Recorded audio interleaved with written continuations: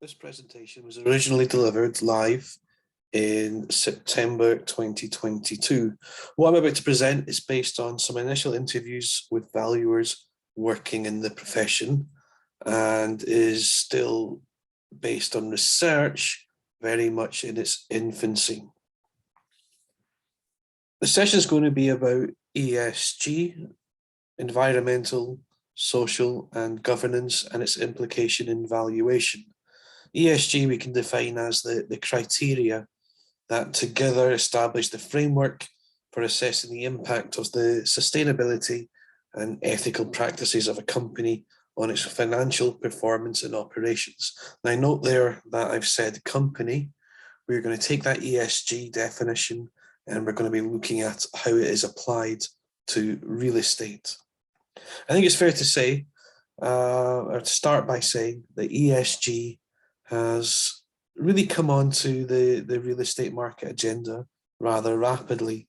We've known for years about the benefits of sustainable buildings, but there is suddenly a direct impact on the role of the valuer, where sustainability considerations are no longer the exception, and those roles need to adapt. This session, I'm going to talk about the recently published RICS guidance note. Although I was not involved in its drafting, I'm not the author, but I am interested in surveying practice and the application of guidance. So this talk is going to be really an explanation of what the document contains, and I'm going to draw on how valuers interpret this document and deal with ESG in their daily work, and tentatively draw a connection between the published theory and industry practice. So first of all, this document is only a guidance note. I say only a guidance note is a guidance note, meaning that it contains what the RICS considers as best practice. This is the third edition. The previous ones had similar names, something like Sustainability and Commercial Property Valuation. But before this third edition was produced, the second edition was almost already 10 years old. So it's interesting to see what has changed and how the authors have wedged in this term ESG, which, as I mentioned, has become somewhat fashionable recently. Now, RICS guidance notes are not the same as practice statements, professional statements, which are mandatory.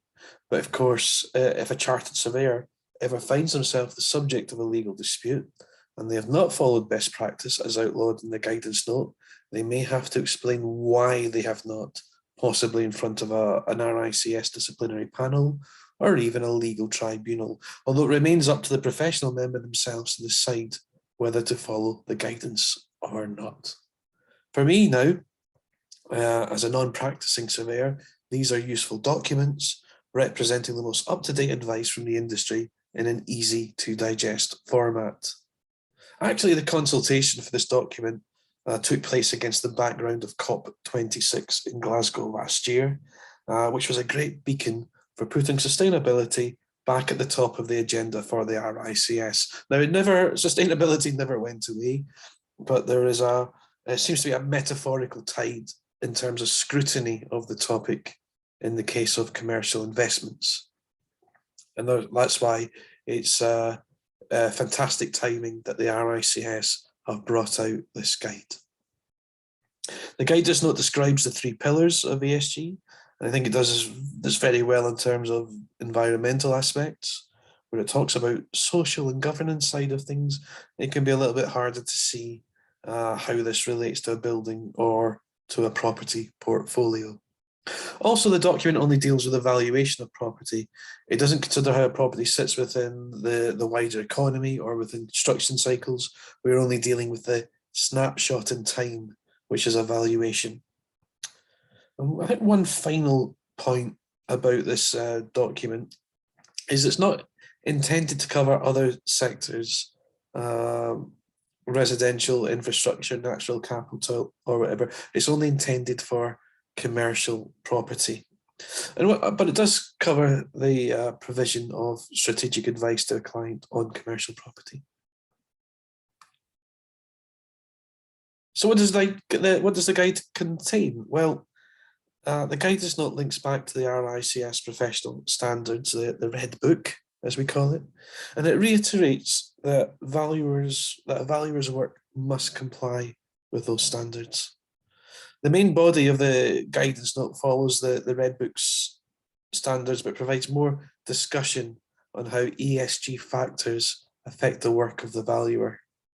Now, there are 5 professional standards, and to me, when these came out, I thought they would have been better had they followed the normal order of compiling a valuation report. But neither the Red Book nor the guidance note match that sort of natural process. To me, that would be at the start you receive instructions, and then you collect data, and then make the inspection. And then you have your actual valuation calculation part with the reporting at the end. But here we can see the order of things are slightly out of sync, whether you have the reporting somewhere in the middle rather than at the end. So I'll look at these in a little bit more detail. I mean, the first one, valuation instructions, terms of engagement. Yes, that should be at the start. Now, the Red Book requires that the valuer considers any sustainability and ESG factors that could affect the valuation. This is fine, not really of practical help to us.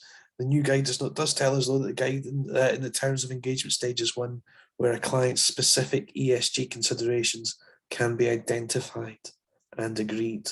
Moving on to the investigation and data stage, it's now more common also to send out a checklist to the client on a building's green features, as the guidance states that valuers should be satisfied that they're able to obtain enough information to make a professional judgment regarding ESG issues. They must become familiar with physical sustainability characteristics, as well as risks, both short and in the longer term. And this includes any legal changes that will affect the property's value. As for reporting, well, it notes, of course, that clients may require strategic advice here.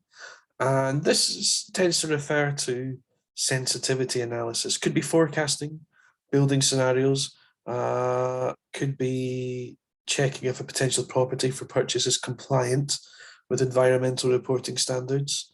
And there is a warning for valuers to be careful here, that make sure that they are competent to provide such advice. The other interesting thing is that ESG matters are often intangible and difficult to demonstrate quantitatively. Where this is true, the valuer can still provide commentary to give a rationale for any qualitative assumptions. Actually, the guide says that the valuer and the client could agree to subcontract experts where their knowledge is required. Regarding comparables and evidence, there's not a whole lot in the guidance note on this topic. It does point, however, to another recent guidance note dealing specifically with comparable evidence, and this guidance note points to the other document for more in-depth advice. The document does mention that evidence might be from historic stock that may not meet contemporary sustainability standards, and that weighting given to that evidence may be affected. For non-valuers, I mean by how much do we rely on this as evidence? We have to recognise any regulatory requirements that might also apply to older stock, and make sure that this informs our processes. Finally, the guidance note looks at valuation methods, and I will look at this in more detail in the next slide. Now, this concept isn't new. When I went to university years and years ago, the idea of green buildings, as we tend to call them, made sense. If a building was packed with sustainability features that save money for the occupiers, then that might translate into increased income, and therefore possibly a higher capital value. Now, the problem 20 years ago was there was very little in the way of example stock, and even if any did exist, these buildings did not exchange hands in the market often. I believe such property examples were developed for occupation, marquee, trophy projects for which a business might try to virtue signal its green credentials. And this was long before we were given health and qualitative evaluation, LEED, for example, BREEAM, before these evolved into the leading tools they are now. I say qualitative, I mean, such tools give quantitative scores and arguably have been instrumental in the delivery of sustainable buildings, but it's quite difficult to take these scores and turn them into values, into monetary values that we can apply to our properties. Most valuers who I've spoken to are particularly interested in how the valuation methodology should be adapted to account for ESG factors, and the guidance note suggests some things to look out for. As per the Red Book itself, the guidance note reiterates that the valuer is responsible for the selection of the valuation method to be used, unless some law or government mandates a particular way.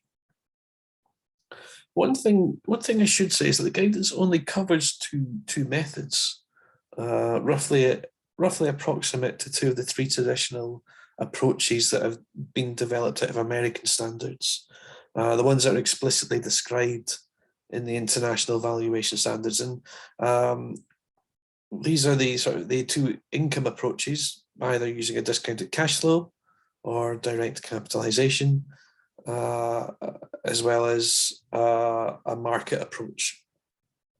Another thing is that other methods, cost-based, accounts-based development models, such as residual models, these are not covered explicitly. And overall, there's not a lot of instruction.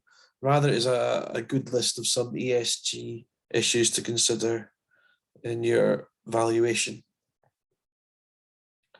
The guidance says that some investors take account of ESG, and this can be modelled within the valuation, but notes that there will be challenges in identifying sustainability elements in comparable evidence, and then to reapply that to a valuation. And the more ESG data needs to be collected. I'll come back to that later.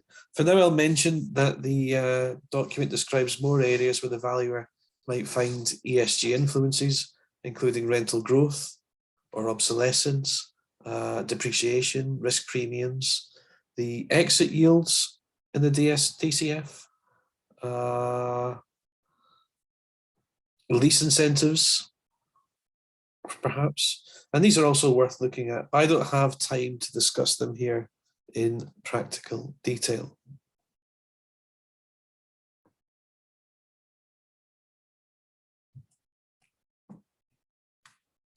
Now, looking at some practicalities, I don't need to go into each of these issues. I actually don't have time in the session to go into each issue, but the guidance note does describe some areas where sustainability risks and characteristics are likely to lie. Okay, and these are going to be on the radar of the typical valuer. Okay. I think I stress that I wanted to see how valuers actually approach ESG and valuation in real life.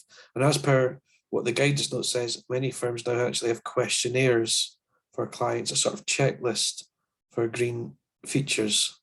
Okay, the way they work though is they have to look at a property. What they're generally trying to do is estimate the highest bid to be received from the market, and they have to interpret or consider how the market will look at these features. And important also to say, of course, valuers are not making the market. They're not saying that, well, comparing these two buildings, this one has some good green sustainability features, and therefore it should be better, and this is the value I think it should achieve.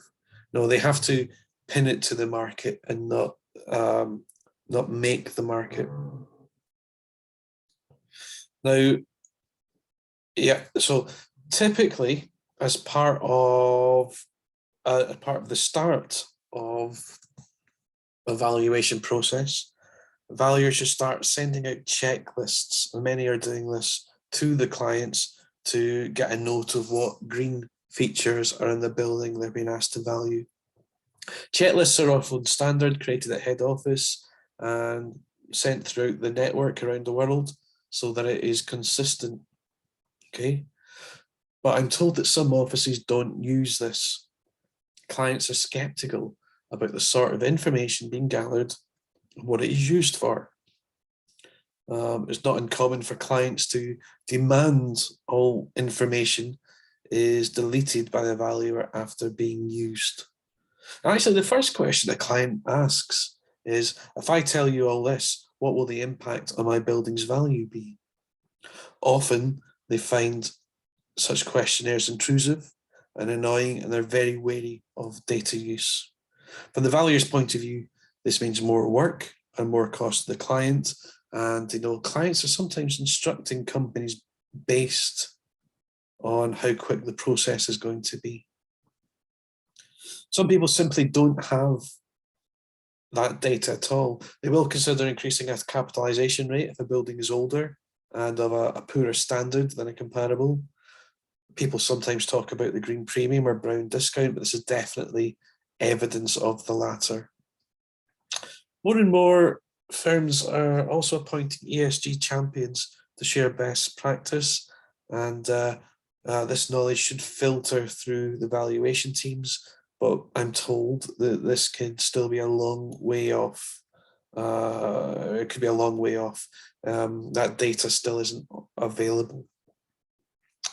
Some teams, particularly industrial agents, have been very good at using ESG scorecards to tell clients, say tenants whom they represent, what their cost savings might be from occupying one property, say a warehouse, compared to another. They can use EPC certificates here. And this could translate to data regarding green leases and rents, which will eventually inform that value. The other thing I would say is, the existing rated buildings, those with good LEED and BREEAM certifications, they tend to be offices. And the recent pandemic has changed how investors value office buildings. There's always still a worry that occupiers will require less space.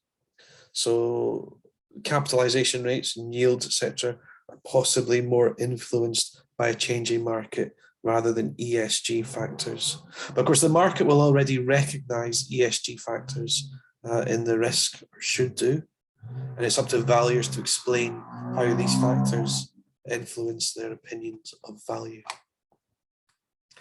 Now, I thought this is a good slide to include. This is from GRESB, the Global Real Estate Sustainability Benchmark, another benchmark that can be used or attempts to draw comparisons to help us understand what the three pillars of ESG are. From a practical point of view, valuers have mostly been interested in the E part, the environment.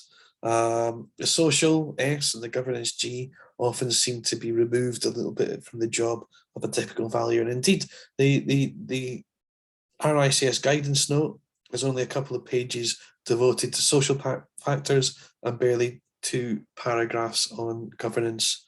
And it's sort of justified looking at some of these elements. There are many of them here. It's not easy, maybe it's easy to read them on the slide, but it's difficult to translate these into monetary figures for the valuation of commercial property.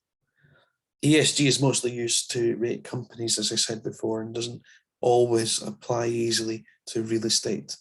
But as an example, under the social pillar, we see accessibility and working conditions and worker amenities, and maybe valuers should start to realize how this impacts the value of a building.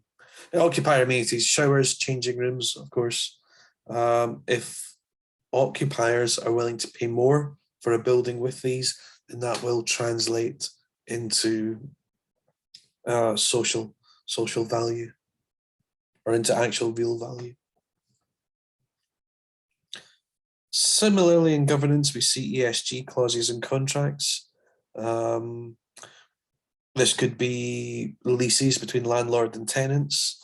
If a tenant, perhaps, is one that has a very poor corporate record in terms of governance and social responsibility, then perhaps that might mean that the value of the building is reduced. It could be that the property, because of the existence of such a tenant, is less attractive to some of the institutional investors, or any investors rather. Well, recently I was presenting other research on compulsory purchase in developing countries, And I realized in the course of that, the governance, actually, there's a huge role that the built environment professional can play in good governance in such standards, in such situations, especially in compulsory purchase. So maybe if we think about these a little bit more, we'll see that it is easier to draw how social and governance can inform evaluation.